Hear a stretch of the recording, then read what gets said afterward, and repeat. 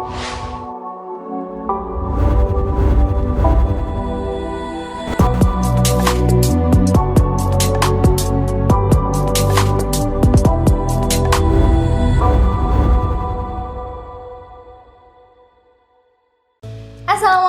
warahmatullahi wabarakatuh. Halo mahasiswa FITK, selamat datang di podcast Tarbiyah Talks Room Dema FITK Kabinet Athena.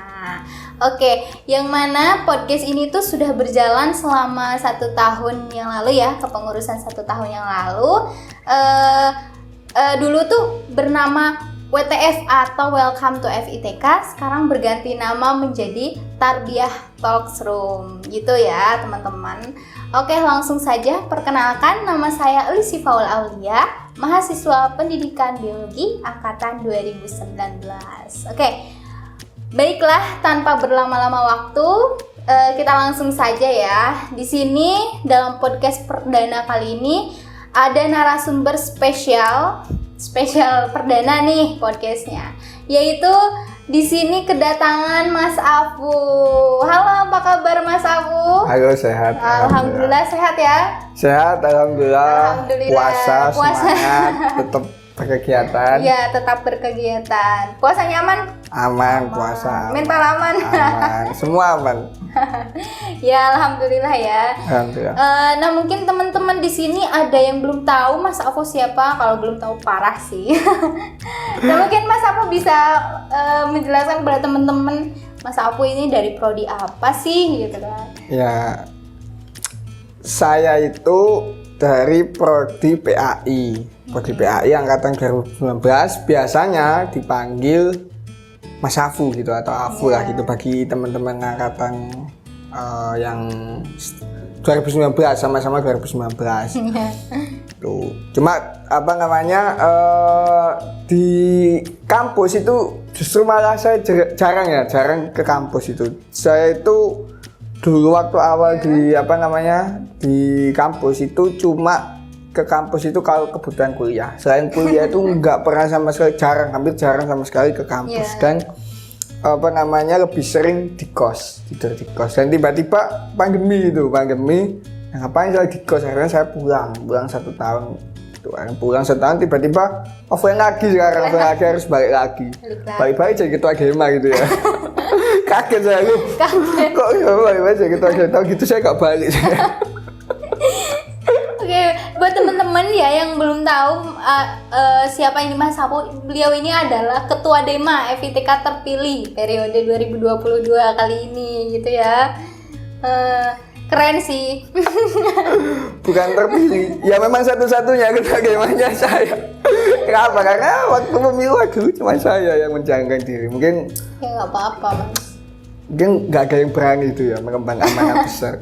Saya yang terlalu bersemangat. Selain dari Ketua Dema itu sendiri, kesibukan Mas itu apa aja sih? Itu di luar Dema itu sendiri? Banyak. Sebenarnya ada beberapa kesibukan.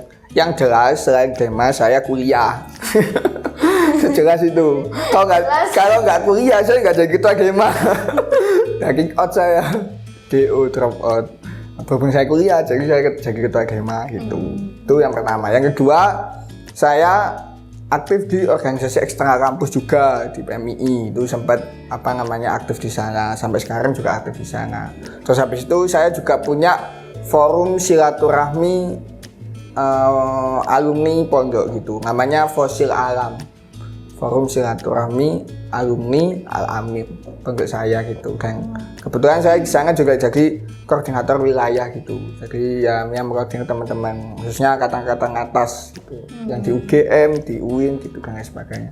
Nah, kesibukannya paling ya berkutat itu sama nulis itu. Saya sejujurnya yang saya sukai dari kehidupan saya adalah membaca dan menulis. Masya Allah. Kenapa seperti itu? Karena hanya membaca yang tidak pernah berkhianat untuk bisa menemani kita itu. Iya. Cuak. Masya Allah, berarti Mas punya karya nih? Atau cuma sebatas Mas itu punya bikin cerpen atau bikin buku? Kalau karya saya pernah sampai publish cuma sekali. Artikel di jurnal gitu, artikel di jurnal publish sekali. Cuma memang belum terindeks, maksudnya belum Sinta kayaknya. Itu masih kayak ya OJS gitu, Open Journal System. Terus habis itu mungkin yang lagi ongoing ini tulisan saya yang di itu NTT. Nah, ini saya pernah nulis buat ke NTT. Jadi saya pernah ke NTT dan mengabdi. mengabdi di NTT. Itu program dari Tarbiyah juga ya, Mas? Program dari fakultas. Bagus juga. Lagi Apa nulis namanya? di sana. Itu namanya kalau nggak salah itu apa ya?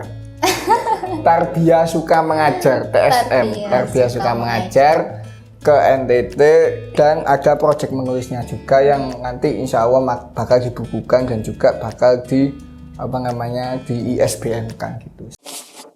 Terus juga karena Mas Afu ini sibuk banget, buat teman-teman yang mau ketemu sama Mas Afu itu kayaknya harus janjian dulu dari awal ya. Nggak hanya janjian, kirim undangan, kalian harus kirim undangan ya. Jangan enggak ya, kontak-kontak lah, kita ngopi, aja, ketemu ya. ya. Yang penting ada janjian ngomong-ngomong di belakang lah ya, Di Mas. belakang lah. Dema itu punya tagline kan, pastinya punya tagline gitu. Mungkin Mas bisa memperkenalkan tagline-nya Dema itu apa sih, terus juga filosofinya mungkin pasti adalah ya, bisa dijelaskan mungkin biar teman-teman tahu nih gitu. Tagline Dema itu ada dua ya.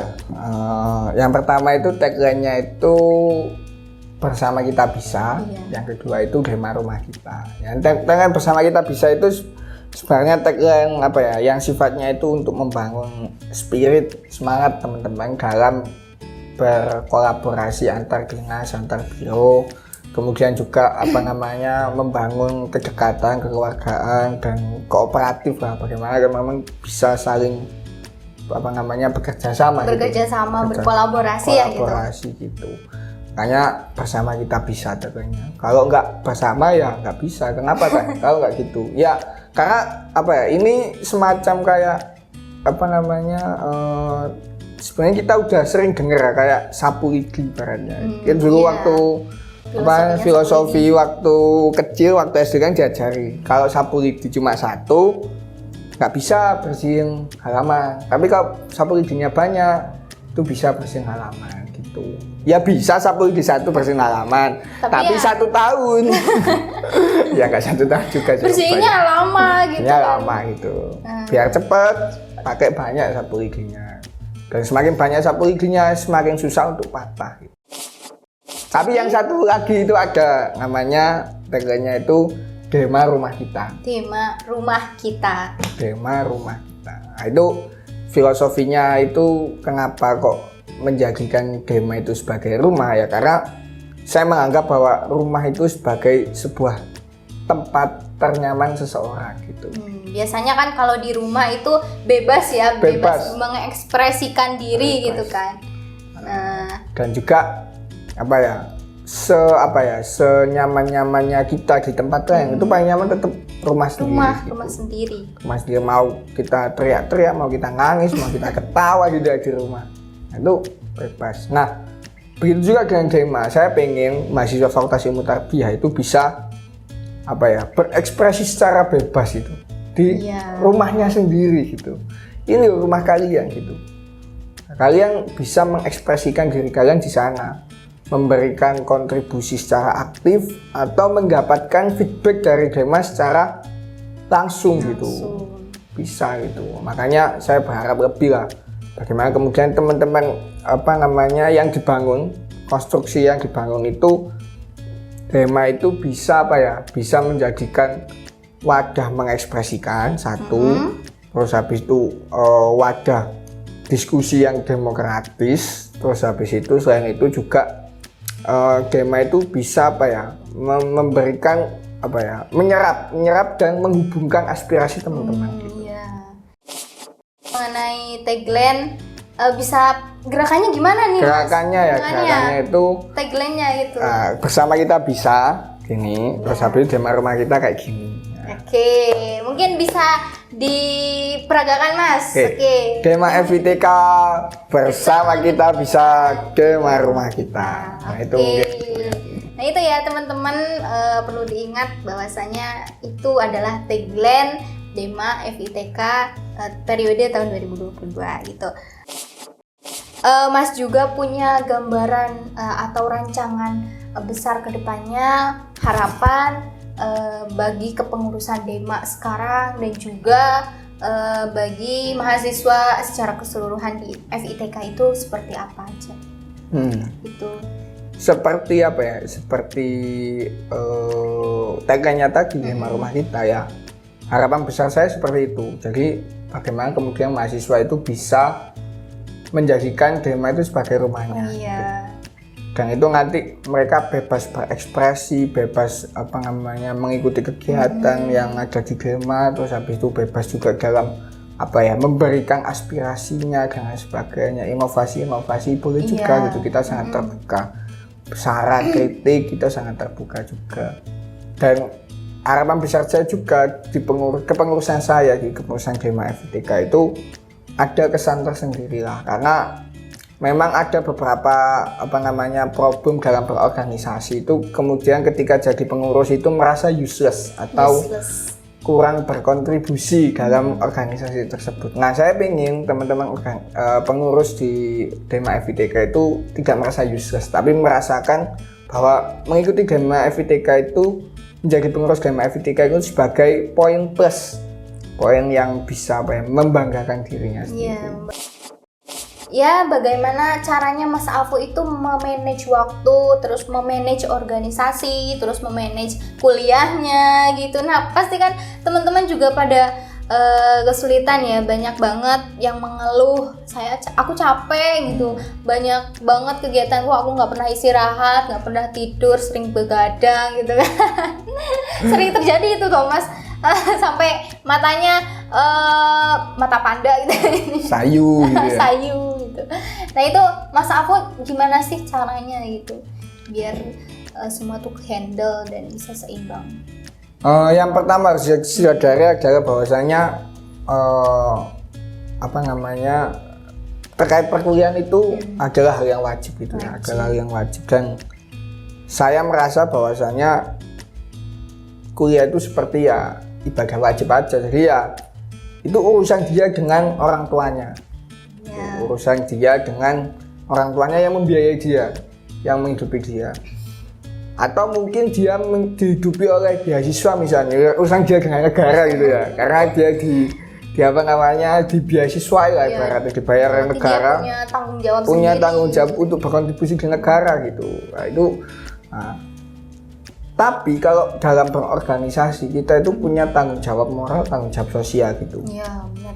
Bagaimana kemudian kita bisa mengakomodir orang untuk menggapai sebuah tujuan gitu, Nah, untuk bisa memanage waktu itu yang pertama harus menyadari itu. Terus yang kedua itu kalau secara teknis itu ya memang timeline-nya yang harus benar-benar diatur. Bagaimana kemudian diatur sedemikian rupa itu jamnya nggak tabrakan, atau seumpama gitu. harinya tabrakan, jamnya jangan sampai tabrakan gitu. Kalau misalnya nggak bisa tabrakan, ya mau nggak mau kita harus menerapkan skala prioritas. Benar. Mana yang lebih penting gitu ya, diutamain dulu. Mana yang lebih penting. Jadi ada indikator-indikator yang menurut kita itu lebih penting ini, karena tabrakan ya mau nggak mau harus ada salah satu yang tidak diikuti ya, dikorbankan. Misalnya ya kuliah lagi UAS tapi lagi ada mungkin undangan kegiatan gitu dari organisasi lain atau dari mana gitu. Ya mau nggak mau kegiatan undangan itu ya mau nggak mau kita minta izin karena lagi UAS. Nah, tapi sebenarnya problem-problem itu bisa diselesaikan dengan solusi win-win solution ya. Win-win solution itu ya satu sisi undangan itu tetap dihadiri, satu sisi kita bisa UAS dengan cara kita biasanya mendelegasikan. Kita ya menggantikan orang lah. Nah, kecerdasan orang untuk win-win solution itu penting bagi sebuah kepemimpinan. Jadi ya memanage waktu itu bukan perkara yang mudah gitu, harus punya intelektualitas yang tinggi gitu. Makanya tadi harus punya skala prioritas yang pertama, terus yang kedua timeline atau waktunya itu harus diatur sedemikian rupa. Benar.